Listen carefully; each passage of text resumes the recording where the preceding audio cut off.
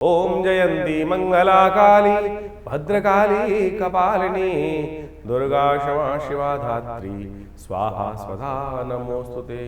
मंगलम भगवान विष्णु मंगलम गरुणध्वज मंगलम पुंडरीकाक्ष मंगलाय तनो हरि।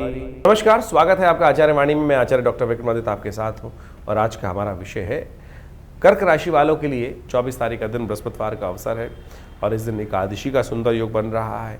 ग्रह नक्षत्र थोड़ा सा मनोमस्तिष्क को थोड़ी विडंबनाएं उत्पन्न करते दिखाई दे रहे, मनोमस्तिष्क थोड़ा डंप दिखाई देता है। विचार जो हैं थोड़े से ऐसे हो सकते हैं कि एक संसार में कुछ जो कार्य करते हैं हम कहीं ना कहीं मनोभाव को थोड़ा नेगेटिव करते दिखाई दे रहे हैं। लोगों की भावनाओं जो है जो उनका बेसिकली आउटर पेरिफेरियल है वो आपको थोड़ा परेशान करता दिखाई दे रहा है। लोगों का जो एटीट्यूड है वो आपके मन को थोड़ा दुखाता दिखाई देगा। ऐसे नक्षत्र बनते दिखाई दे रहे हैं। भगवान की आराधना करें, भगवान की सुंदर स्तवन करें। एकादशी का अवसर है, सात्विकता को अपनाएं, देखिए वो कल्याण होगा। भगवान को अभिषेक करके पंचामृत ग्रहण करने से कल्याण के योग बनेंगे। एक बड़ा सुंदर योग बन रहा है कि नेपच्यून ग्रह जो है वो आपके भाग्य में चलते हुए ग्रहों के साथ इस वक्त शनि के नक्षत्र में प्रवेश करता दिखाई देगा। और शनि महाराज जो है ना वो दंडाधिकारी हैं। शनि महाराज जो हैं वो विशेष तौर पे ऐसे योग बनाते हैं कि कर्म के अनुसार से लाभ देते हैं। तो कर्म पूरी तरह से करने का प्रयास करें, कर्म में कहीं कमजोरी ना छोड़ें तो आपके लिए अच्छा रहेगा। इस बात का ध्यान रखते हुए कार्य करें। बृहस्पति जो शनि के नक्षत्र में नेपच्यून गए हैं वो आपके लिए अच्छा कल्याणकारी योगी बनाएंगे, चिंता ना करें। आगे आने वाले समय में बहुत जल्दी परिवर्तन की स्थिति बनती दिखाई दे रही है। कर्क राशि वालों, आप खास तौर पर समझ लो कि 25 तारीख के दिन ग्रह नक्षत्रों का योग आपके लिए कैसे बनता दिखाई दे रहा है। शुक्रवार का अवसर है, द्वादशी तिथि विद्यमान है और आपकी राशि के दृष्टिकोण से भाग्य में जो चतुर्ग्रही का योग बना हुआ था वहां अब पंचग्रही योग बनकर तैयार हो। चंद्रमा अभी में पदार्पण कर चुके हैं। चतुर्ग्रही योग कभी शुभ नहीं माना जाता, लेकिन पंचग्रही योग चंद्रमा के साथ विराजमान होकर राहु, शनि और बुध और शुक्र इत्यादि जो हैं वो कई मामलों में आपके लिए अच्छा कर रहे हैं।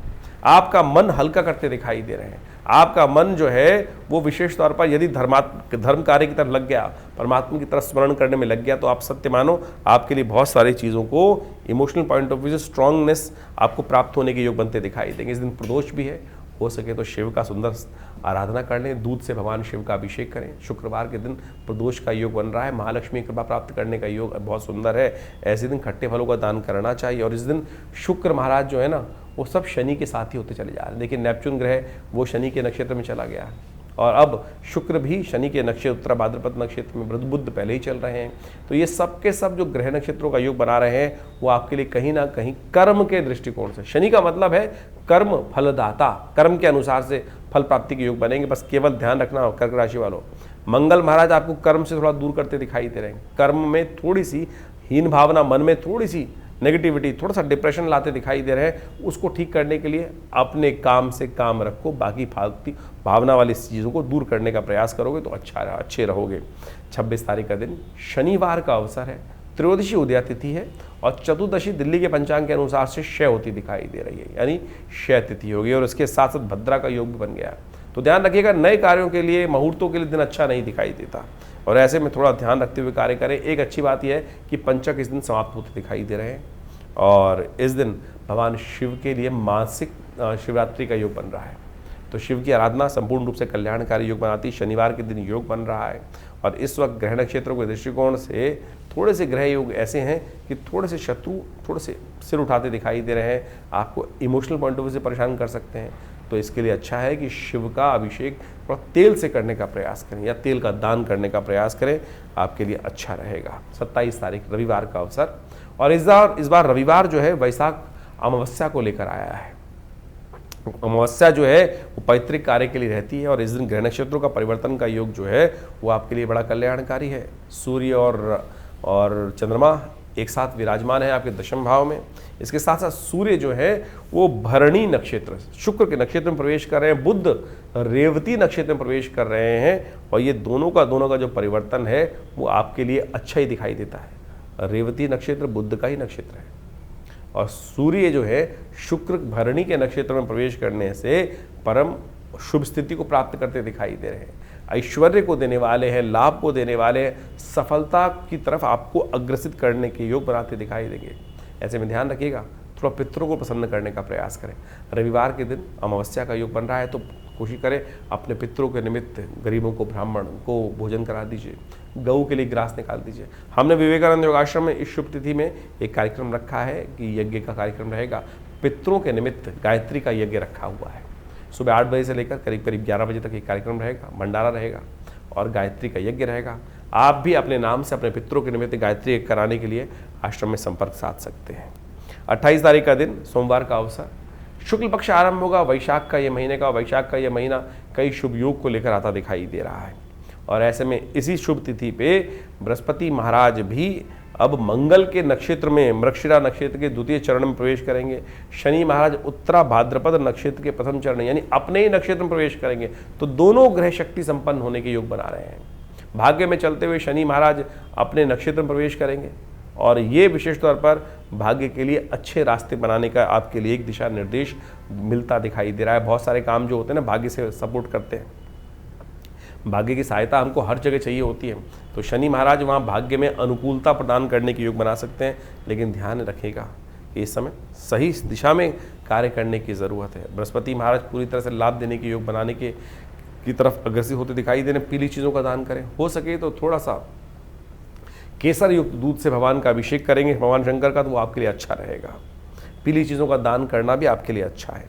29 तारीख मंगलवार का अवसर, द्वितीय तिथि विद्यमान है। इस दिन परशुराम जयंती का सुंदर योग बन रहा है। चंद्रमा सुबह 4 बजे के आसपास अपनी उच्च राशि में प्रवेश करेंगे, बृहस्पति के साथ योग बनाएंगे और ये आपके लिए बड़ा अच्छा अनुकूलता प्रदान करता दिखाई दे रहा है। गज केसरी योग बनकर एक बार पुनः आपके लाभ वाले स्थान में चीज़ों को आपके अनुरूप करता दिखाई देगा। इसके साथ साथ इस दिन सर्वार्थ सिद्धि योग भी है, चंद्र दर्शन भी है।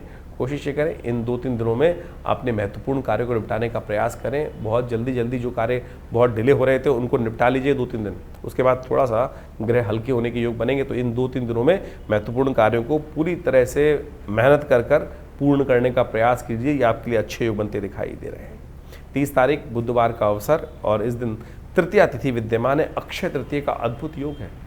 अक्षय तृतीया के दिन शुभ योग बोला जाता है कि जितनी भी शुभ कार्य करोगे वो हमेशा कल्याण के योग बनाएंगे, वो आपको अच्छे फल देंगे। बुरे कार्य करोगे तो उनका भी अक्षय फल, बुरा फल प्राप्त होगा। इसलिए शुभ कार्य करने का प्रयास करें। चंद्रमा उच्च के होकर आपके लाभ वाले स्थान में बृहस्पति के साथ विराजमान है। ये राजयोग का निर्माण कर रहे हैं, चीज़ों में सफलता की तरफ आपको अग्रसित करते दिखाई दे रहे हैं। तो अपने मूड को सही बनाकर काम करिए, अच्छा रहे। इस प्रकार से आपने ग्रहों का खेल दिन पर दिन किस प्रकार का रहेगा वो समझने का प्रयास किया।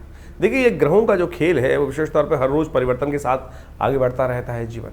लेकिन इस समय जो चतुर्ग्रही योग बना हुआ है वो पूरे अप्रैल के अंदर जिस प्रकार चलने वाला है वो कहीं ना कहीं इस समय ग्रहों की युति को शुभ नहीं करता। और ये चतुर्ग्रही योग जो है वो कई बार जब भी जन्मपद विशेष तौर पर गोचर में बनता है तो वो संसार के अंदर कुछ ना कुछ अशांति, चाहे वो प्राकृतिक आपदाओं को उत्पन्न करने के योग बनाता है या विश्व में अशांति का वातावरण बनाता है। जनमानस में अशांति की तरफ प्रवृत्त करने के लिए बहुत सारे उपद्रवी तत्व जो हैं वो प्रेरित करते रहते हैं लोगों को अपने स्वांता सुखाई। संसार में लोग अपने स्वार्थ के लिए पता नहीं कहाँ किस किस प्रकार से किन किन के जीवन को बर्बाद करने का प्रयास करते हैं और ये आज से नहीं अनादिकाल चलता रहा है। और इन्हीं सब चीज़ों को समझकर ज्योतिष के आचार्यों ने इन योगों को समझते हुए इन चीज़ों को लिखा, बताया कि किस प्रकार का योग चल रहा है। जैसे आप देख रहे हैं कि इस वक्त आपके राशि के दृष्टिकोण से हमने दिन पर दिन किस प्रकार का योग था वो तो समझाए, लेकिन ये भी समझने की आवश्यकता है कि विश्व के दृष्टिकोण से जो इस वक्त ग्रहों का योग है, चाहे वो शनि महाराज है, शुक्र है और राहु इत्यादि हैं और साथ साथ बुध इत्यादि, इन चारों ग्रहों की युति जिस प्रकार से ग्रहों की बनी हुई है वो विश्व को कहीं ना कहीं अशांत करती है और ये प्राकृतिक आपदाओं को भी लाती है, भूकंप इत्यादि। अभी आपने देखा कुछ दिन पहले भयावह भूकंप की कई बार स्थिति बनी, वो ग्रहण के कारण तो थी, लेकिन और भी बहुत सारे कारण बनते रहते हैं और ऐसे में अभी इसका प्रभाव कुछ दिन रहने वाला है और अगले महीने मई में जाकर कई ग्रहों का परिवर्तन का योग बनेगा, चाहे वो बृहस्पति हो, चाहे वो राहु ग्रह हो और बहुत सारे ग्रह भी परिवर्तन की तरफ जाने का योग बनाएंगे। और इस वक्त जैसे आप समझे मंगल ग्रह भी अपने सबसे कमज़ोर स्थिति में चल रहा है, तो ऐसे में दुस्साहस के योग भी बनते दिखाई दे रहे हैं। इसके साथ साथ देखिए, अभी जो विश्व के दृष्टिकोण से हम समझें तो अगर आप ग्रहों के योग को देखें तो वो ऐसा दिखाई देता है कि विश्व में दृष्टिकोण से जो सूर्य राजा बनकर इस बार आए हैं, मंत्री पद भी उनके पास है, तो इसके कारण से विश्व में गर्मी का भयावह प्रभाव देखने को मिलता दिखाई देगा। और गर्मी के भयावह प्रभाव के कारण से अग्निकांड, विस्फोटक योग, ये सब भी कहीं ना कहीं परेशान कर सकते हैं। तो हमको अपने जीवन को सही चलाने के लिए अपने ग्रहों को सही रूप से समझते हुए उपाय करने का प्रयास यथाउचित भाव से करना चाहिए। कई लोग विशेष तौर पर अपने ग्रहों को समझकर परेशान हो जाते हैं और कई बार गलत रास्ते पे चल देते हैं। देखिए, शास्त्र में तो सिद्धांत के तौर पे ग्रहों का उपचार बताया गया है। उपचार बड़ा सीधा साधा है, परमात्मा की आराधना करना और सबसे पहले समय को पहचानना कि समय क्या करवाने जा रहा है हमसे, हम किस प्रकार से अपने आप को रोक सकते हैं। यही सही दिशा निर्देश, सही गुरु का वाक्य, सही आशीर्वाद मिल जाए तो क्या होता है कि हम गलत तरफ जाने से बच जाते हैं। नहीं तो जीवन है, चलना है, ये धरा तो गोल ही है, चाहे इधर से जाओ चाहे इधर से जाओ, लेकिन सदगुरु की प्रेरणा होगी तो जो दिशा हमारे लिए उपयुक्त होगी वो हमको प्राप्त हो जाएगी। सही दिशा में हम कार्य करने शुरू कर देंगे, और नहीं तो फिर संसार में गोल चक्र तो है ही, एक लंबा रास्ता एक छोटा रास्ता है। तो इसलिए यदि अनुभव का लाभ लेते हुए हम जीवन में अपने सही मार्ग पर चलने का प्रयास करेंगे तो बहुत अच्छे से जीवन को बहुत बढ़िया तरीके से आगे बढ़ने का रास्ता बना सकते हैं। लेकिन लोभ एक ऐसी चीज़ है, और तो और साथ साथ हम अहंकारवश, लोभवश, मोहवश कई बार अपने जीवन को कष्ट में डाल देते हैं। देखिए, पुरानी कहावत है, आए थे हरि भजन को ओटन लगे कपास। हम लोक को सुधारने का प्रयास करें या परलोक को सुधारने का प्रयास करें तो इस बात को समझें, एक ही सुधरेगा। और हरि कृपा ऐसी है कि भगवान का यदि स्तमन करे तो लोक भी सुधर सकता है, परलोक भी सुधर सकता है। लेकिन संसार के माया के प्रपंच से अपने आप को दूर करते हुए कार्य करने का प्रयास करें। अभी आने वाले समय में बहुत सारे सुंदर उत्सव पड़ने वाले हैं। इन सब उत्सवों को हमारी भारतीय संस्कृति में हमारे ऋषि मुनियों ने सनातन पद्धति में हर रोज़ कोई उत्सव का सृजन किया। कारण क्या था? कारण यही था कि मनोमस्तिष्क फालतू के कामों से लगकर हटकर उस परमात्मा की स्तवन में अपने आप को लगा लें। तो वो क्या होता है कि बहुत सारे गलत रास्तों से व्यक्ति बच जाता है और कष्ट से भोगने से बच जाता है। लेकिन हमारे जीवन में जो कर्म का क्षेत्र है वो हर क्षण कुछ ना कुछ कर्म की तरफ हमको प्रेरित कर रहा है। कोशिशें करें, सदकर्म की तरफ प्रेरित करने का प्रयास करें अपने आप को, लोगों को। नहीं तो क्या होता है कि गलत कर्म की तरफ प्रेरित करोगे। कई बार हम अपने आश्रम में लोगों के जो यज्ञ इत्यादि होते हैं उसके बारे में बता देते हैं, तो कई लोग इस प्रकार से बोल देते हैं कि भैया आचार्य जी आश्रम का ऐड कर रहे हैं। देखो, ऐड करने की हमें ना तो कोई ज़रूरत, अगर यज्ञ इत्यादि आश्रम पे हो रहे हैं तो बताना चाहिए, लोगों को प्रेरित करना चाहिए। एक शराबी है, वो लोगों को प्रेरित करता है, आओ शराब के पार्टी में बैठो, और जुआ खेलने वाले कहते हैं जुए में खेलने का प्रयास करो। अगर हम सदकर्म कर रहे हैं और सदकर्म के बारे में लोगों को बता रहे हैं तो ये एडवर्टीजमेंट नहीं है, गलत की तरफ नहीं ले जा रहे। तो अगर आपको कई लोगों को, और आप एक बात और समझ लें कि आपके जीवन में हम कैसे समझें कि हम धर्म, हमारे अंदर अभी धर्म का उदय हो रहा है या अंत हो रहा है। धर्म की बात सुनकर यदि किसी व्यक्ति को कहीं ना कहीं मन में क्रोध आने लगे, गुस्सा आने लगे, तो समझ लो कहीं ना कहीं पाप प्रवृत्ति अभी जीवन में कहीं ना कहीं परेशान करने के आगे योग बना रही है। तो इसलिए अपनी भावना को पवित्र रखें। तो हमने जो जो आपके संबंध बातें रखी हैं, जो उत्सव होते हैं आश्रम के बारे में, वो सब अवगत कराते रहते हैं। कोशिश ये करें आप भी अपने जीवन को, अपने बच्चों को, अपने परिवार वालों को, लोगों को, मित्रों को सही दिशा में डालने का प्रयास करें।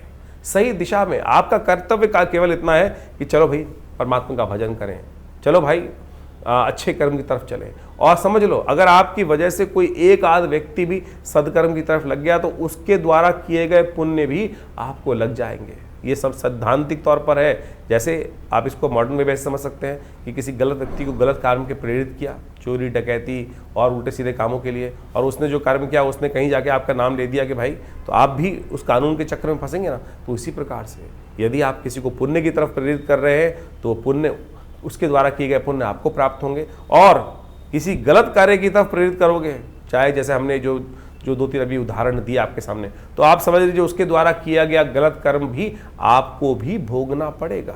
ये संसार में बिल्कुल नियम है सही रूप से। तो इसलिए सही तरफ चलने का हम प्रयास करेंगे तो अपने कर्म से, जीवन से हमें बहुत सारे कष्टों से निवृत्त होने का योग बन जाएगा। और एक बात और समझें, यदि बिना कुछ कारण के भी आपके जीवन में यदि कष्ट, मन दुख है, परेशान है, कष्ट जीवन में आए चले जा रहे हैं, तो सोच लीजिए कि अभी हमारा जो डेबिट क्रेडिट का अकाउंट है ना, कर्मों का, वो कहीं ना कहीं नेगेटिव हो रहा है। शुभ कर्म अपने आप कर ज़्यादा से ज़्यादा करने का प्रयास करें। जब वो घड़ा शुभ कर्म से लबालब भरा रहेगा तो आप समझें कि आपके बहुत सारे कष्ट कब आएंगे, कब चले जाएंगे, पता भी नहीं चलेगा। तो इसलिए इस सिद्धांत को समझ लीजिए, यदि छोटा सा कष्ट भी आपको बार बार आके परेशान कर देता है तो समझ लीजिए हमारे पुण्यों के अकाउंट में कितना नेगेटिव बैलेंस है कि हम छोटे छोटे कष्टों से परेशान हो रहे हैं, जिनका वास्तविक जीवन में कोई औचित्य ही नहीं है। और सामने वाला जिसको हम देखकर कई बार ईर्ष्याग्रस्त हो जाते हैं कि भाई उसको भी जीवन में कष्ट सबके आ रहे हैं। सूर्य तो निकल रहा है तो उष्ण जो गर्मी है वो हर एक के लिए पैदा कर रहा है, बरसात हो रही है तो हर एक को गीला कर रही है, लेकिन किसी को उसका दुष्प्रभाव होता है और किसी को उसका शुभ प्रभाव होता है। वो इसलिए कि हमारे पुण्य किस प्रकार के हैं। तो आप सही रूप से पुण्यों को बढ़ाने का प्रयास करें, यही अध्यात्म का रहस्य है। ये न केवल प्रकारेण, यानी ऐसे या वैसे कैसे भी अपने आप को सद्कर्म की तरफ प्रेरित करने का प्रयास करें। इसके लिए शास्त्रों में अनेक नियम, चाहे वो योग कथाएं हों, चाहे वो यज्ञ हो, चाहे वो दान हो, चाहे वो पुण्य हो, चाहे वो सद्गुरु का आशीर्वाद हो, या अच्छे लोगों के सानिध्य में बैठने की कर्म बनाए गए हैं, वो सब शास्त्र के अनुसार से आपको पुण्यों को बढ़ाने की तरफ ही ले जाते हैं।